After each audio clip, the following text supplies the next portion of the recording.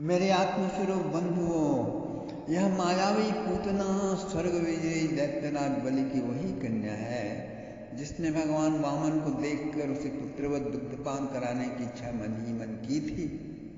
बाद में विराट स्वरूप से 3 पगों से सारा राज्य नाप कर और पिता को अरेस्ट करने पर उसे नृशंसता पूर्वक मार डालने की भी इच्छा की थी।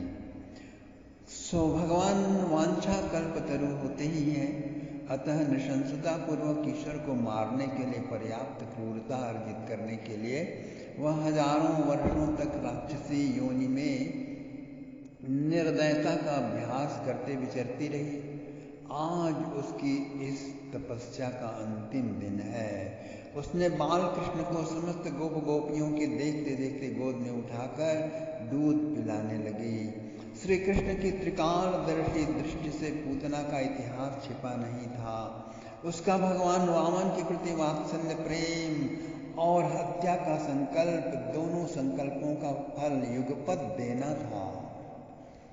6 दिन की उम्र का बालक वे स्तनाग्र में मुख रखकर पीने लगे दूध।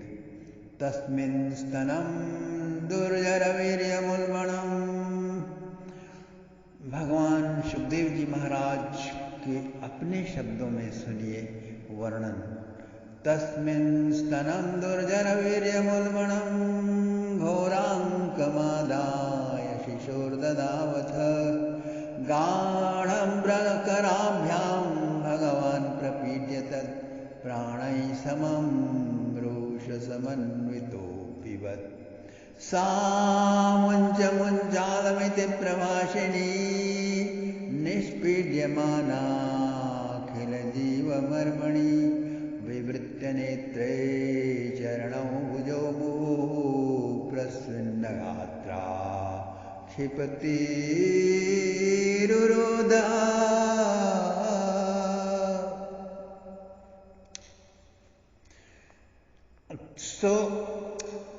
दो ही 4 क्षणों में पूतना के समस्त मर्म स्थानों में अतिशय पीड़ा होने लगी और वह अरे छोड़ कहती हुई बालक को वक्षस्थल से उठाकर अलग दूर फेंकने का प्रयास करती रही, असफल प्रयास करती रही। पर उसने तो स्तनों को हाथों से अत्यंत दृढ़तापूर्वक पकड़ लिया था। 5000 हाथियों के बल से संयुक्त वह राक्षसी छोटे से 6 दिन के बालक को फेंक नहीं सकी। सारा बल लगा दिया तो भी हाथ तो छूटते नहीं। इधर प्राण धमनी शून्य होती जा रही है।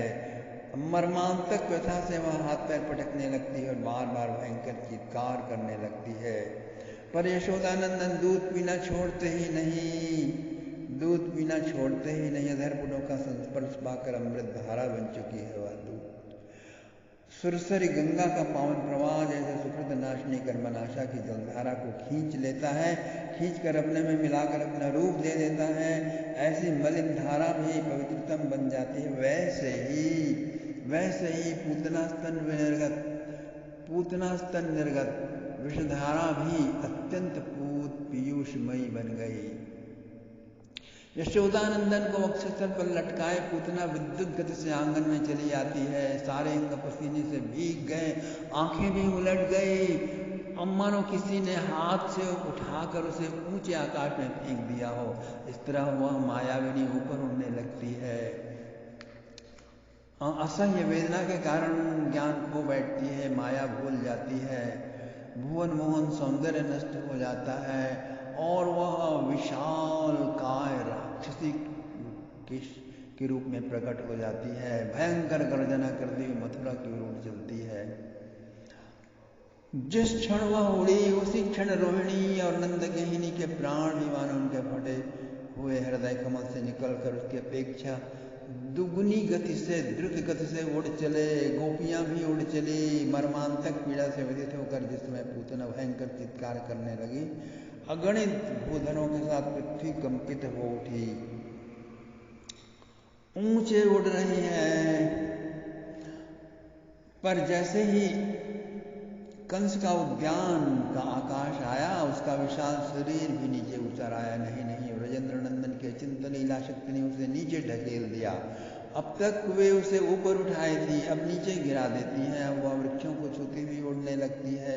एक तो अतिशय विशाल काया दूसरे विशाल पंखों को विस्तारित कर फटफट करती हुई उड़ रही है।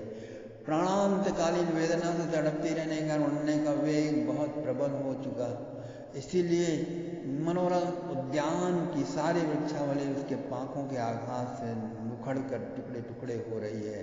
शायद यानी 12 मील तक के वो दौड़ती रही, पर इतनी ही देर में हजारों वृक्ष चूर्ण विचूर्ण हो गए। राक्षसी बहुत धमाके के साथ गिर पड़ती है और जो ही वह आकाश से पृथ्वी पर गिरती है, गोपांगनाएं वहां पहुंच जाती हैं, मानो वे भी यादधानों के साथ उड़कर आई हों, सचमुच उड़ी सी ही आई हों। पूतना को उड़ते देखकर वे गोपियां दौड़ी, वह उड़ रही है, ये नीचे दौड़ रही है। इनके नेत्र तो लगे थे राक्षसी के वक्षस्थल पर अवलंबित ब्रजेंद्र नंदन की ओर, फिर भी चरण किसी अचिंत्य शक्ति से आविष्ट हो मणिमय मंदिरों के स्तंभ और दीवार और आच्छादन और कलशों और उपवन के विभिन्न वृक्ष शाखाओं और लरियों का अतिक्रमण करते जा रहे हैं। गोपांगनाएं ऐसी निर्बाध बढ़े जैसे मार्ग में सारे मंदिर वृक्ष का कोई अस्तित्व ही न हो, विस्तीर्ण समतल भूखंड हो। ऐसा होना ही चाहिए, क्योंकि यह नियम है। जिसके नेत्र ब्रजेंद्र नंदन की ओर केंद्रित हैं, उसके मार्ग में समस्त विघ्न व्यवधान विलीन हो जाते हैं। तो गोपांगनाओं ने देखा जिसे वे संपत्ति देवी समझ रही हैं, सौंदर्य की पराकाष्ठा समझ रही हैं, जिसका सौंदर्य अभी भी इंद्राणी वरुणानी को लज्जित कर रहा था, उसका वास्तविक रूप यह है। उल्लू की जैसी आकृति, हल्के से मानो ग्रदाणों से युक्त मुख, नासा विवर ऐसे प्रतीत होता है मानो गिरी कंदरा। बहुत ही भयंकर रूप वह राक्षसी गिरी है। गोपांगनाओं ने दौड़कर वहां देखा कि उसका शरीर इतना भयंकर है कि उन्होंने एक सीढ़ी मंगवाई और उससे ऊपर चढ़कर उसके पेट पर चढ़ गई और वहां से नंदनंदन जो वहां किलकते हुए क्रीड़ा कर रहे थे उसे गोद में उठा लिया और तुरंत छाती से लगा लिया। उन्हें लेकर वे क्षणों में वहां जा पहुंचती हैं जहां नंदरानी यशोदा जी मूर्छित पड़ी हैं। मेरे आत्मस्वरूप बंधुओं, क्या हुआ? बालम च तस्याहुरसी क्रीडन्तं कुतो भयं गोप्यस्तूर्णं समभ्येत्य जगृहुर्याति संभ्रमा।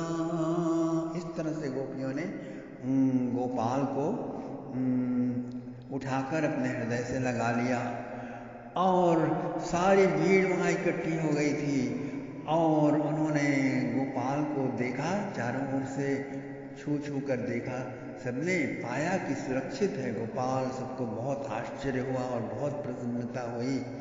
तो क्या हुआ, इधर देखिए, नंदरानी यशोदा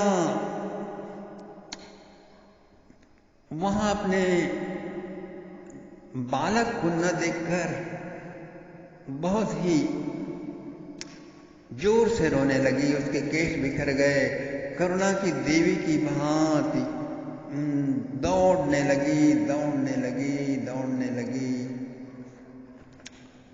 वह भी दौड़ने लगी, दौड़ती बस दौड़ती ही जा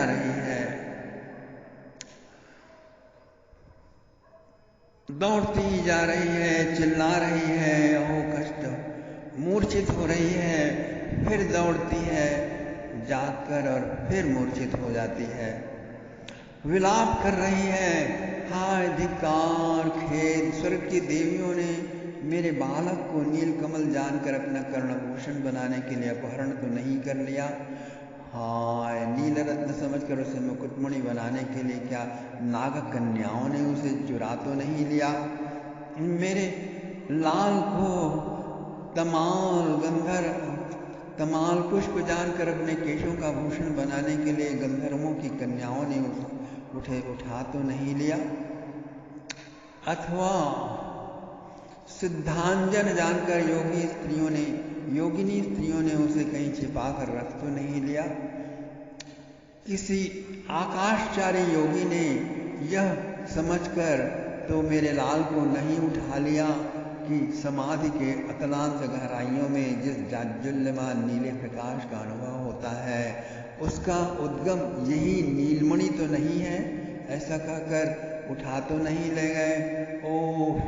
ओ चंद्रमा किरण समझकर भगवान शंकर ने अपने जटाओं में धारण करने के लिए मेरे लाल को उठा तो नहीं लिया, अथवा वह मेरा लाल मुझे अत्यंत दुर्भाग्यवती समझकर, अयोग्य माता समझकर स्वयं ही किसी दूसरी सौभाग्यवती माता के पास चला तो नहीं गया। इस प्रकार विलाप करती हुई माता यशोदा पछाड़ खाकर भूमि पर गिर पड़ी और मूर्छित हो गई। गोपियों का आनंद कलरव सुनाई पड़ा और उसी से फिर जागृति हुई और उन्होंने देखा गोपियां आ रही हैं दौड़ती हुई और बाल कृष्ण को गोद में लिए हुए हैं। यशोदा उठकर दौड़ पड़ी और उन्होंने कहा, गोपियों ने कहा, यशोदा माँ देखो तुम्हारा लाल सुरक्षित है। उन्होंने तुरंत अपने बालक को अपने हृदय से लगा लिया और सब तरफ चूम कर देखने लगी। मुख को बाल कृष्ण को ध्यानपूर्वक सभी अंगों को देखने लगी, कहीं चोट तो नहीं लगी है। उपनंद सन्नंद और गोपों की जो सुरक्षा कर्मी गोपों की सेना वहां आ गई और उन्होंने देखा बाल कृष्ण सुरक्षित है। वे सुरक्षा कार्यों में तत्परता से लग गए। मेरे आत्मस्वरूप इतनी देर में नंदनंदन निशाचरी के वक्षस्थल पर रहे हैं। मलिन स्पर्श जनित कोई अनिष्ट उन्हें न हो जाए इस आशंका से उनके रक्षा विधान की व्यवस्था में सभी गोपांगनाएं अविलंब संलग्न हो गई। कपिला गाय लाई गई। उपनंद पत्नी उसकी पूंछ पकड़कर उसे यशोदानंदन के अंगों में चारों ओर से घुमाती रही, गाय के अंगों से उनका स्पर्श कराती रही। इस तरह अनेक विधियों से उन्होंने श्री कृष्ण का पवित्रीकरण किया और उसके बाद यशोदा रानी को दिया गया और वे उन्हें दूध पिलाने लगी, फिर स्नान कराया, फिर घर ले गई। इस तरह पूतना का उद्धार हुआ।